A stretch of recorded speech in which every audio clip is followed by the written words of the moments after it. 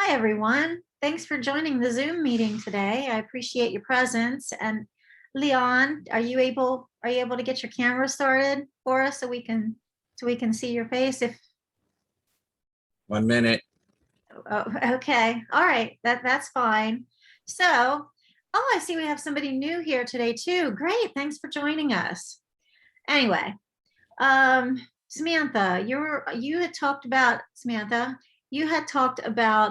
PTO policy that you were hoping that we could kind of put in place, the paid time off and how to schedule that.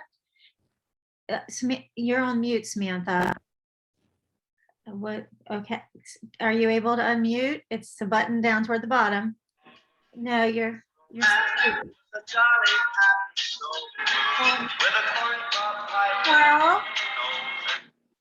Carl, are you muted?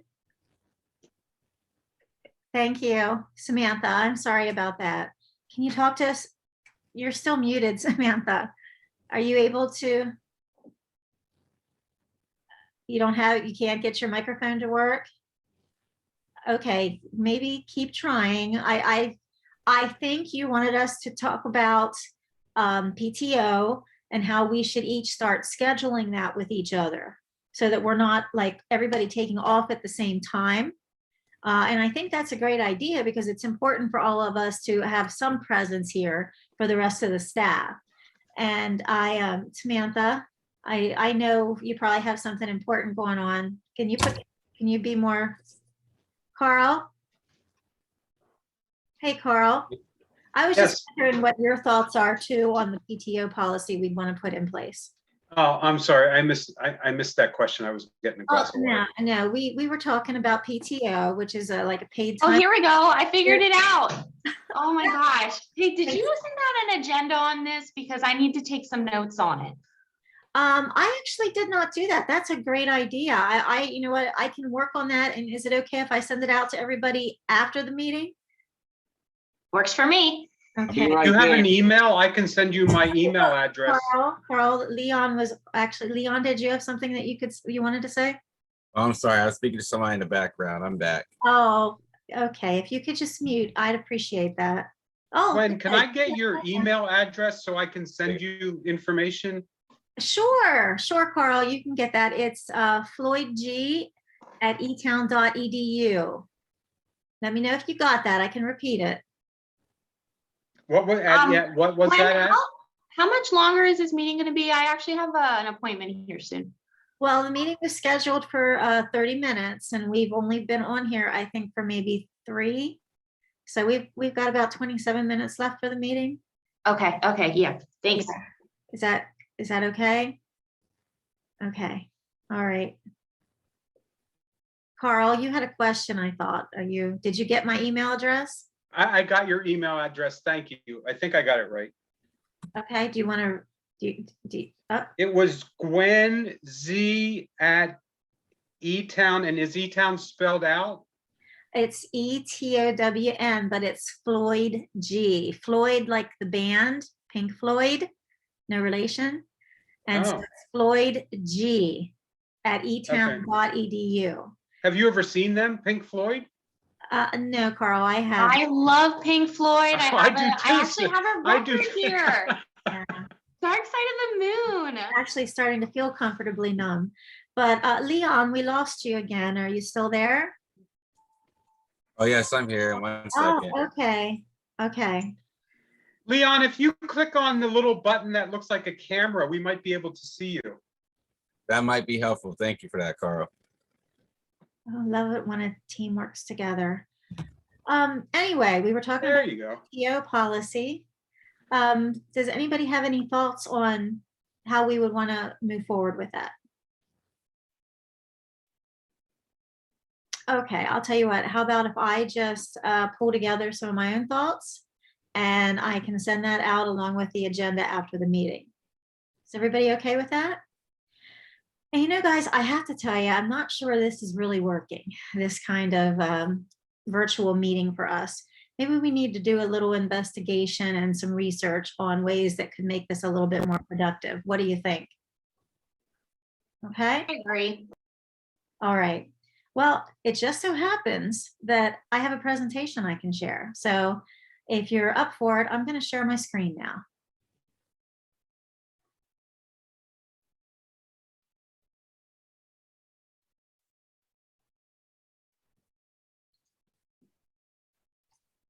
Sorry, guys, give me a second. It looks like I'm having some technical difficulty of my own.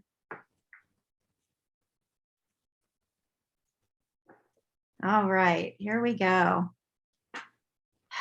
Can everybody see my screen? Yes, I can see it. All right. So, hi, everyone. I'm Gwen Floyd, and with me today are Sir Leon Johnson, Samantha Kelly, and Carl Laurie. And we're here to talk to you about leadership in a virtual world. Tools that you can use to do things maybe a little bit better than what you actually saw in the first few minutes of this presentation. So I'm going to get us started. All right. So what is leadership? Leadership is defined as the managing of a network of interdependent connections while maintaining a cohesive team focused on mutual objectives. In the virtual world, the leadership style that is most effective is a transformational leader. The concern of this leader is an effort of persuasion to align each group member's vision and goals with the goal of the group, transforming them into an effective team. So working remotely and attending virtual meetings is not a new concept, but with the onset of COVID-19 in 2020, working in the virtual capacity became a necessity for many companies and their workers, and it's likely not to be anything that goes away anytime soon. So it's really important for leaders to understand the statistics that now make up the virtual world. So we have 25% of employees worldwide who work in a company or a workforce that is 100% remote. We also have 80% of global corporations whose policies are actually changing to include either all virtual or a mix of virtual team collaborations. An important statistic to keep in mind is that 62% of employees would consider resigning from a company that cannot offer them remote work opportunities. All right. Still, the virtual world is not without its challenges, and the role of the leader is to identify and understand the challenges that their team members may face, and also to find the solutions wherever possible.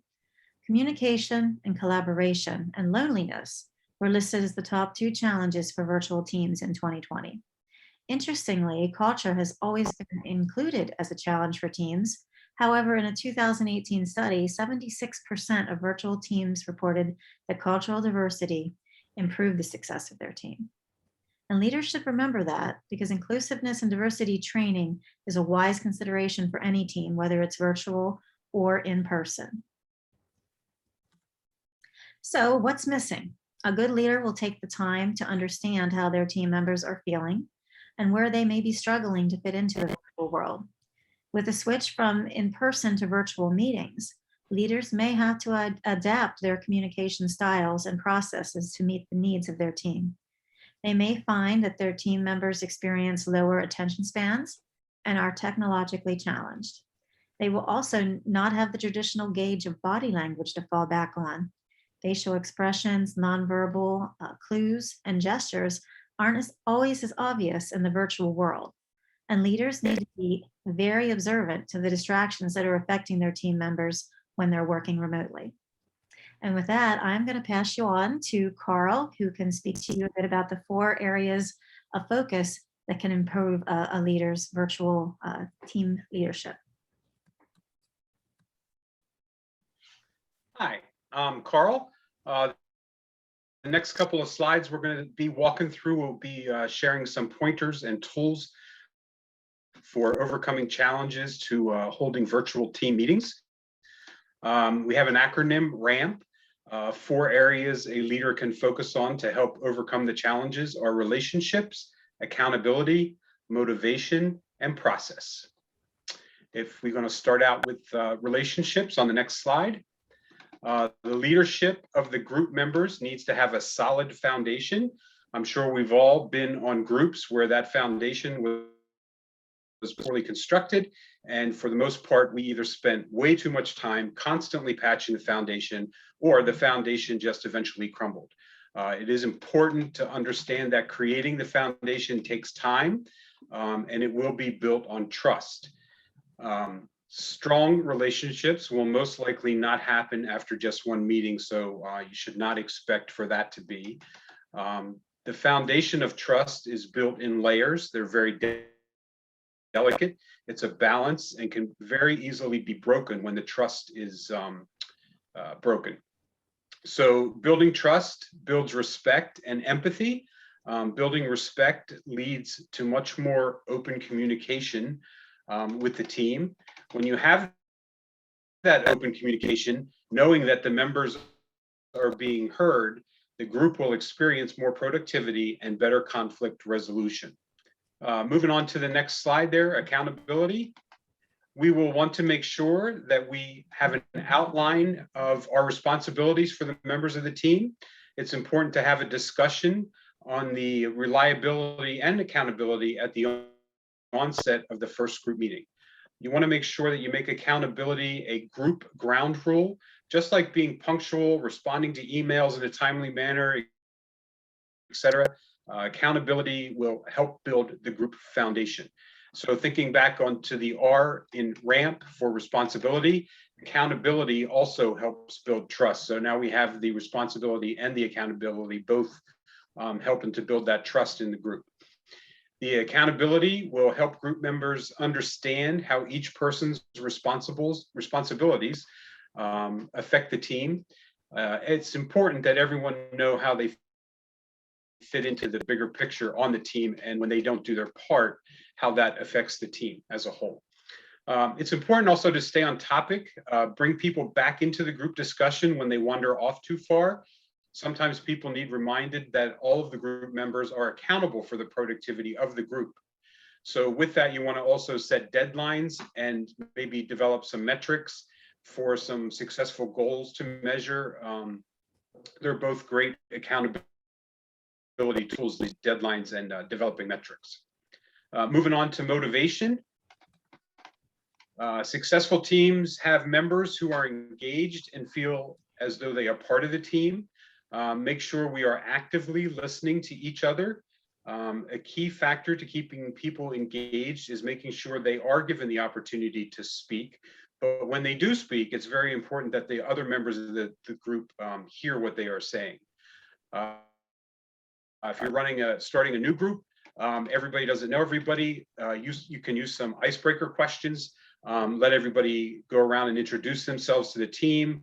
It will help get everyone a little bit more comfortable talking in front of each other. Motivated team members are much more engaged and invested in their work and the team itself. It's also important to remember that even though we aren't all in the same location in a virtual meeting, it is still a collaborative group, and we need to make sure that we are interacting with each other. You want to make sure that you're prepared. Make sure you are focused on the meeting. Everything else that could distract you is away for the time of the meeting. You want to have an agenda.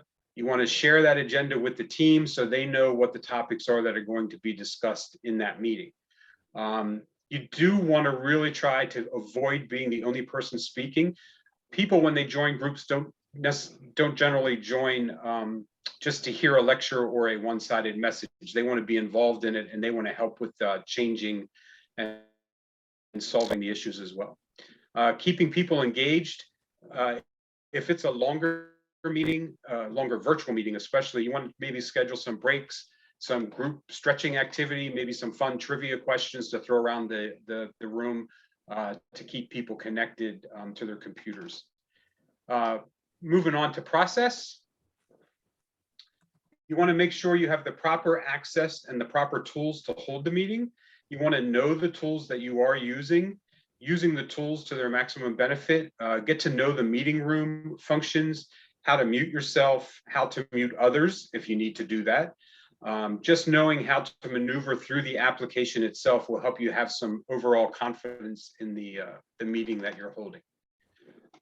The use of shared documents, nowadays, Google Docs, shared drives, stuff like that. Everyone can stay on top of the current changes and have the most recent documents that are being reviewed or discussed. I personally find that these shared documents are much less cumbersome than emails with attachments. They've seemed to be going by the wayside in the company that I work for, and they are an absolutely great tool. Last pointer, I think, is you want to make sure to decide ahead of time whether cameras will be on or cameras will be off. It can sometimes be very distracting with people popping in and popping out. You never know if they lost their connection, hit a wrong button. So whatever you decide at the onset of the group meeting is what you should stick with throughout the entire length of the meetings that you're having. So with that, I want everybody to remember RAMP, R-A-M-P, responsibility, accountability, motivation, and process. And you follow those guidelines and you too can have a much more successful virtual meeting. So with that, I'm going to hand off to Samantha, and she is going to discuss more about virtual leadership. Thanks, Carl. When leading virtually, there needs to be some sort of degree of psychology that's involved.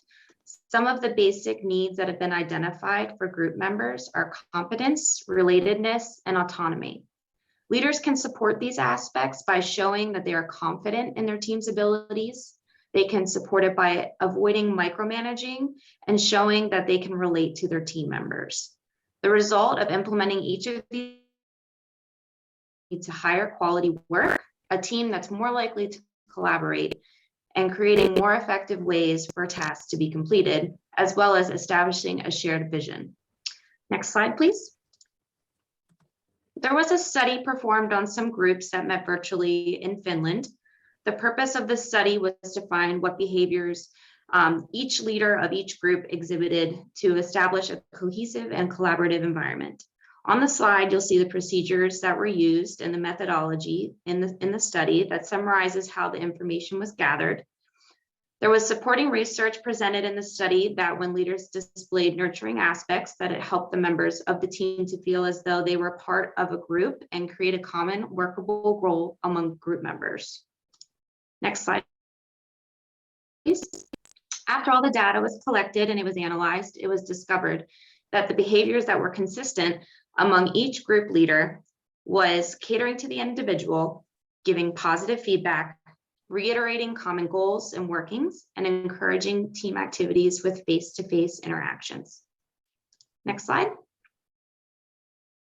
In addition to those findings, it was also discovered that the platform of the technology that was being utilized for the team meetings was an additional factor for identifying with the team, and it established a virtual meeting place for the members of the team. And with that, I'm going to transfer it over to Leon, who's going to talk about tools. Thank you. My name is Leon. I'll be bringing it home from here. So tools for success, in summary, emotional and technological tools are important in helping team members feel like they are actually part of a team. Shared network drives, virtual team meeting rooms, setting time aside for getting to know each other, and regular communication between team members can go a long way in creating a committed and successful team. Moving on, I would like to reference a quote from the former VP of Talent Management, Gap.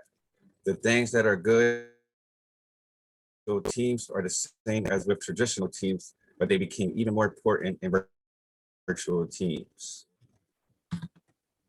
At the end of the day, the greatest tool a virtual leader can have in their toolbox is communication. They must have a strong virtual presence and always be aware of how they communicate, both verbally through tone and non-verbally through facial expressions and body language.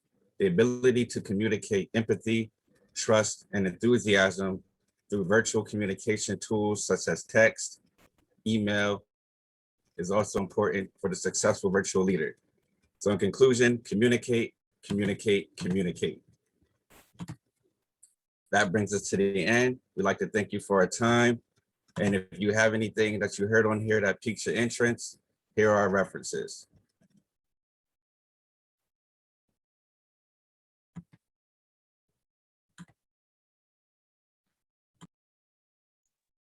Thank you all for joining us today for our presentation. We appreciate your time. Have a great day.